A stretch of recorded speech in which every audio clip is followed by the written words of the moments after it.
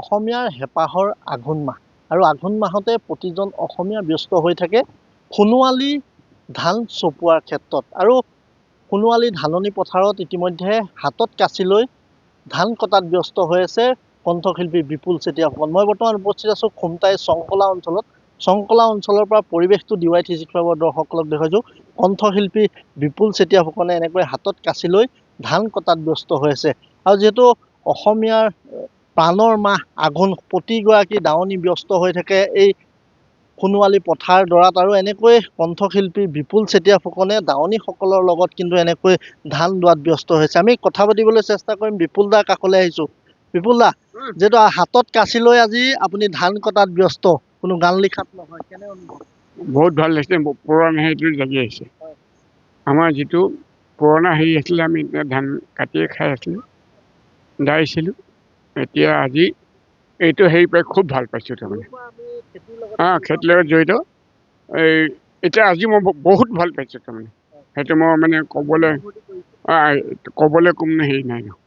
যিহেতু আপুনি চহা এই জীৱনক লৈ বহু গানো লিখিছে, বহু গান গাইছে, এই দাৱনীসকলৰ লগত একেলগে ধান কটাত ব্যস্ত হৈ আছে, এই মুহূৰ্তত কেনেকুৱা ভাৱ মনলৈ আছে?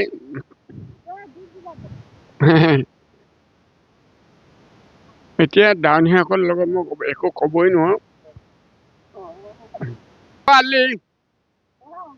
পেপৰ নেখাবি, পেপৰ খালে পেট পকাব, দৰা নেপাবি দেই। ঐ নাচনী ৰৈ ভনী গাল, দেখিবলৈ লাগে ভাল। কেলে ভাল লাগে? দেখিবলৈ তহঁতৰ গাখন ভাল লাগে। মিচিকিয়া হাঁহিটিয়ে লগাইছে জঞ্জাল, মোক লগাইছে জঞ্জাল, মোক লগাইছে জঞ্জাল। ভৰি লৈ কি নোচাবা, ভৰিৰে কলা ফুল। আৰু কি ক'ম বাৰু? মুখলৈ কি নোচাবা, যেন পূৰ্ণিমাৰ জোন। জোন জাতি যেন পূৰ্ণিমাৰ জোন, অহৈ যেন পূৰ্ণিমাৰ জোন। দেখিলে তহঁতে ওচৰলৈ আহি যোৱা জাতি নহয় চাপিলে তই মোৰ লগত ঐ টিপ টপ দেখিলে আহো বুলি নকবা মাজনী, টিপ টপ দেখিলে আহো বুলি নকবা মাজনী। মোৰেনো পানী পৰা ঘৰ, ঐ হাতত চৰিয়া লৈ পানী টুকি থাকোতে মাজনী, হাতত চৰিয়া লৈ পানী টুকি থাকোতে মাজনী। মাজনী ঐ হ'বনো পানী লগা জয়। ওৰে দৰিকা পুৰে দৰিকা, নাচনী দৰিকাৰ বিয়া। ওৰে দৰিকা পুৰে দৰিকা, নাচনী দৰিকাৰ বিয়া।